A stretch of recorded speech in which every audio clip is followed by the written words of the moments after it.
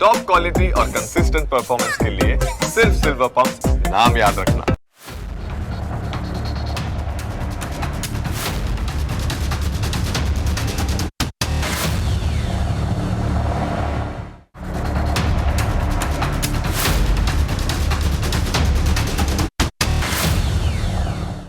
નાસિકની એક પ્રતિષ્ઠિત આઈટી કંપનીમાંથી એક ચોંકાવનારો મામલો સામે આવ્યો છે, જેની વિગતો જાણીને તમારું લોહી ઉકળી ઉઠશે.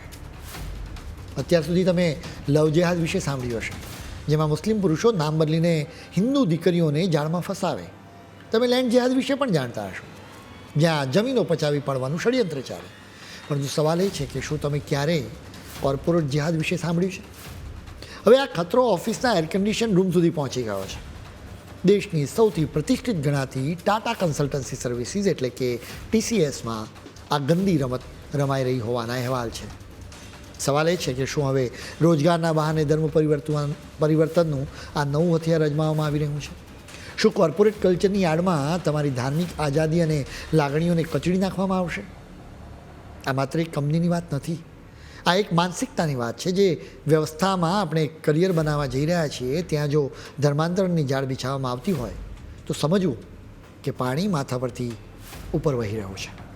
આ મામલો અત્યંત ગંભીર છે અને તેની પાછળ રહેલા ચહેરાઓનો પર્દાફાશ કરવો જરૂરી છે. સજાગ રહેવાનો સમય આવી ગયો છે, કારણ કે આ લડાઈ હવે રસ્તા પરથી ઓફિસના ટેબલ સુધી પહોંચી ગઈ છે. હવે આ આખા મામલાને જરા રિવર્સ ગિયરમાં નાખીને સમજીએ. આખરે આ પાપનો ગળો ફૂટ્યો કઈ રીતે એ જાણવું જરૂરી છે. પર્દાફાશ કઈ રીતે થયો અને પડદા પાછળ કેવો ભયાનક ખેલ ખેલાઈ રહ્યો હતો એ જાણીને તમે સ્તબ્ધ થઈ જશો. બધું શાંતિથી ચાલતું હતું, પરંતુ અચાનક ઓફિસનું વાતાવરણ બદલાવા લાગ્યું. જે હિન્દુ છોકરીઓ કાલે જીન્સ કે કુર્તીમાં આવતી હતી, તેમનો પહેરવેશ રાતોરાત બદલાઈ ગયો. એક પછી એક યુવતીઓ અચાનક હિજાબ પહેરીને ઓફિસ આવવા લાગી. વાત માત્ર કપડાં સુધી સીમિત નહોતી. ઓફિસના કામની વચ્ચે જ્યારે રમજાન શરૂ થયો ત્યારે ખબર પડી કે આ યુવતીઓએ તો રોજા રાખવાનું પણ શરૂ કરી દીધું છે. જે આઈટી કંપનીમાં કોડિંગ અને સોફ્ટવેરની વાતો થવી જોઈએ, ત્યાં ધર્માંતરણનો કોડ અને કૌભાંડ ચાલી રહ્યું હતું. શાંતિથી ચાલી રહેલા આ ષડયંત્રે ત્યારે જોર પકડ્યું જ્યારે ફેરફાર નરી આંખે દેખાવા લાગ્યો. જ્યારે પાણી માથા પરથી ગયું ત્યારે કેટલાક સમજુ લોકોએ પોલીસ સ્ટેશનમાં ફરિયાદ કરી. શરૂઆતમાં તો પોલીસ માનવા જ તૈયાર ન થઈ કે TCS જેવી પ્રતિષ્ઠિત કંપનીઓમાં આવું ભયાનક કૌભાંડ ચાલતું હોય. આરોપોમાં કેટલી સચ્ચાઈ છે એ જાણવા માટે પોલીસે એક પ્લાન બનાવ્યો કે જેના વિશે કોઈએ કલ્પના પણ નહીં કરી હોય. 7 મહિલા પોલીસ અધિકારીઓ વેશ પલટો કરીને કંપનીની અંદર દાખલ થઈ. ન કોઈ વર્દી, ન કોઈ હોદ્દો, બસ એક ગુપ્ત મિશન. આ મિશન દરમિયાન જે જોવા મળ્યું એ ખરેખર શરમજનક હતું. આ મહિલા અધિકારીઓએ પોતાની નજર સામે જોયું કે કેવી રીતે સ્ત્રી કર્મચારીઓ સાથે અયોગ્ય વર્તન કરવામાં આવી રહ્યું હતું, કેવી રીતે તેમના પર અત્યાચાર કરવામાં આવતા હતા. જે ખેલ અંધારામાં રમાતો હતો એના પુરાવા મળવા લાગ્યા હતા. પોલીસે આખરે આ પાપના સોદાગરોને રંગે હાથ પકડી લીધા. મુખ્ય આરોપીઓની ધરપકડ કરવામાં આવી છે. આ માત્ર ધરપકડ નથી, પરંતુ એ માનસિકતા પર જોરદાર તમાચો છે જે દીકરીઓની મજબૂરીનો ફાયદો ઉઠાવીને તેમનું ધર્મ પરિવર્તન કરાવવા માંગે છે.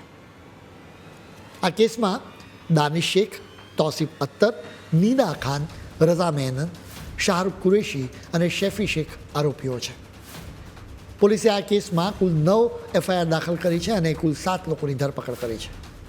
8 દીકરીઓ અને એક હિન્દુ યુવક આ જેહાદી સિસ્ટમનો ભોગ બન્યા. જે જુનિયર છોકરીઓ કરિયરના સપના લઈને ઇન્ટર્ન તરીકે આવતી હતી, તેમનું શારીરિક શોષણ કરવામાં આવતું હતું. પોલીસે 6 ટીમ લીડર્સ વિરુદ્ધ ધાર્મિક લાગણી દુભાવવા અને બળાત્કાર જેવા ગંભીર ગુનાઓ દાખલ કર્યા છે. આ કોઈ સામાન્ય ઓફિસ કલ્ચર નથી, આ અત્યંત ભયાનક દબાણનો ખેલ હતો. હિન્દુ દીકરીઓને નમાઝ પઢવા માટે મજબૂર કરવામાં આવતી હતી. દાનિશ શેખ ઓફિસની લોબીમાં જ યુવતીઓને અયોગ્ય રીતે સ્પર્શ કરતો હતો. તે નિકાહ અને ધર્મ પરિવર્તન કરવા માટે ખૂબ જ દબાણ કરતો હતો. આ જાળ બિછાવવામાં નીદા ખાન જેવી મહિલા તેને સાથ આપતી હતી. રઝા અને શાહરૂખ જેવી માનસિકતા ધરાવતા લોકો યુવતીઓ પર અભદ્ર ટિપ્પણીઓ કરતા અને છેડતીનો પ્રયાસ કરતા. શફી શેખ યુવતીઓના શરીર સામે તાકી રહેતો અને સંતાન ન થવાના ટોણા માણીને નિર્લજ માંગણીઓ કરતો હતો. તૌસીફ હિન્દુ દેવી દેવતાઓને ગાળો આપતો અને પરાણે નોનવેજ ખાવા તેમજ નમાઝ પઢવા મજબૂર કરતો હતો. આસિફ અને શફી જેવાની હિંમત તો જુઓ. ઓફિસમાં યુવતીઓના શરીરને અડકતા અને તેમની અંગત જિંદગીની મજાક ઉડાવતા હતા. રજા તો પોતાની મરજી વિરુદ્ધ શારીરિક સંબંધ બાંધવા માટે દબાણ કરતો હતો. આવા ગંભીર આરોપો મૂકવામાં આવ્યા છે. આઘાતજનક વાત એ છે કે છેક 2022થી આ કોર્પોરેટ જહાજ ચાલતો હતો. નાસિકમાં આ મોટી કંપનીઓમાં જે રીતે ઇસ્લામિક કટ્ટરપંથીઓએ સિનિયર હોદ્દા પર રહીને કોર્પોરેટ જહાજ કર્યું છે એ જાણીને લોહી ઉકળી ઉઠે છે. આ માત્ર નોકરી નથી, આ લોકો તો ધર્માંતરણની ફેક્ટરી ખોલીને બેઠા હતા. સવાલ એ છે કે હિન્દુ દીકરીઓ હવે ઓફિસમાં પણ સુરક્ષિત નથી. આ લોકો નમાઝ પડવા અને ગૌમાંસ ખાવા પર દબાણ કરતા હતા. અહીં માત્ર દીકરીઓ જ નિશાના પર નહોતી, એક હિન્દુ યુવક પણ આ માનસિકતાનો શિકાર બન્યો છે. આ વિગતો સામે આવતા જ લોકોમાં જબરદસ્ત આક્રોશ વ્યાપી ગયો. બીજેપીના કાર્યકર્તાઓએ ઓફિસની બહાર હોબાળો મચાવ્યો, કેમ કે ફરિયાદમાં જે વિગતો લખવામાં આવી હતી એ ખરેખર કંપારી છૂટાવી દેવી તેવી છે. આ હિન્દુ યુવકને બળજબરીથી નોનવેજ ખવડાવવામાં આવ્યું. વિચાર કરો, કોઈની આસ્થા અને પરંપરા પર આ કેવો સીધો પ્રહાર છે. મામલો હવે હાથ બહાર જઈ રહ્યો હતો. એટલે તેની ગંભીરતાને જોતા મહારાષ્ટ્રની સરકારે એસઆઈટીની રચના કરી. પોલીસને આશંકા છે કે આ તો માત્ર હિમશિલાની એક ટોચ છે. અંદર જે કંઈ ગંદકી છે કદાચ કલ્પના બહારની હશે. એવી અનેક પીડિત છોકરીઓ હોઈ શકે જેઓ ડર અને બદનામીના કારણે હજુ સામે આવી નથી. આ આંકડો માત્ર 8 કે 9 સુધી સીમિત નથી. તપાસ કરનારાઓ માને છે કે પીડિતોની સંખ્યા 50 સુધી પહોંચી શકે છે. સવાલ એ છે કે શું હવે રોટલી કમાવા માટે પણ પોતાનો ધર્મ અને સ્વાભિમાન ગીરવે મૂકવા પડશે? આ કોઈ નાની વાત નથી. આ એક આખા સમાજને ખલાસ કરવાની તૈયારી છે. આ આઈટી કંપનીની 4 દિવાલો વચ્ચે જે રીતે ધર્મ પરિવર્તનનું જે રેડવામાં આવ્યું છે ને એનો હિસાબ તો લેવો જ પડશે. જે દીકરીઓ આજે પણ ચૂપ છે તેમને પણ હિંમત આપવી પડશે. આ લડાઈ માત્ર 8 થી 10 લોકોની નથી. આ લડાઈ આપણી આવતીકાલને બચાવવાની છે. સત્ય ઘણું કડવું છે, પરંતુ હવે તેને ઉગાડું પાડવું જ પડશે. નિયમ મુજબ દરેક સંસ્થામાં મહિલાઓની સુરક્ષા માટે એક ચોક્કસ પોલિસી હોય છે. કાગળ પર તો બધું બહુ સુંદર લાગે, પરંતુ પોલિસીનો અમલ કરવાની જવાબદારી જેમના ખભા પર હોય છે એ એચઆર મેનેજરે શું કર્યું એ તમે જાણો. એનાથી તમને સિસ્ટમ પરથી ભરોસો ઉઠી જશે. જ્યારે આ પીડિત હિન્દુ દીકરીઓ પોતાની ફરિયાદ લઈને એચઆર મેનેજર પાસે ગઈ ને ત્યારે તેમને ન્યાય આપવાને બદલે એવું કહીને પાછી કાઢી દેવામાં આવી કે મલ્ટીનેશનલ કંપનીઓમાં તો આ બધું નોર્મલ હોય છે. એચઆર મેનેજરે આરોપીઓ વિરુદ્ધ એક્શન લેવાને બદલે આખા મામલાને દબાવી દીધો.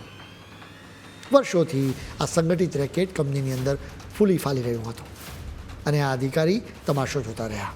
પણ પાપનો ગળો ભરાયો ત્યારે ન્યાય ચોક્કસ થાય છે. નાસિક પોલીસે હવે આ એચઆર મેનેજર અશ્વિની અશોક ચૈનાનીની ધરપકડ કરી લીધી છે. પુણેના લુલાનગરથી તેને કસ્ટડીમાં લેવામાં આવ્યો છે. તપાસમાં સ્પષ્ટ થયું છે કે પીડિતોની ફરિયાદો પર કોઈ પગલાં લેવાયા નહોતા અને આ અધિકારી જાણી જોઈને વાતને ટાળતા રહ્યા હતા. આ જેહાદી રમત કોઈ એક આઈટી કંપની પૂરતી સીમિત નથી. આ માત્ર ગણ્યા ગાંઠા લોકોનો ઉન્માદ નથી, પરંતુ એક બહુ મોટું અને ખતરનાક ષડયંત્ર છે. વર્ષ 2047 સુધીમાં ગજવાએ હિન્દના જે સપના જોવામાં આવી રહ્યા છે એ આ તેમની એક કડી છે. આ ધર્મ પરિવર્તનની ફેક્ટરીઓ એમ જ નથી ચાલી રહી. એની પાછળ ખાડી દેશોમાંથી આવતા રૂપિયાનો આંધળો ધોધ વહેતો હોય છે. કુદરતનો ન્યાય જુઓ. જે દેશોના જોરે અહીં રમત રમાતી હતી, આજે એ જ ખાડી દેશો પોતે યુદ્ધની આગમાં હોમાઈ રહ્યા છે. જે દેશોના રૂપિયા ગરીબ દીકરીઓના ધર્મ બદલવા માટે વપરાતા હતા, આજે એ જ દેશો પોતાની અસ્તિત્વની લડાઈ લડી રહ્યા છે. કદાચ એને જ કુદરતનો ન્યાય કહી શકાય.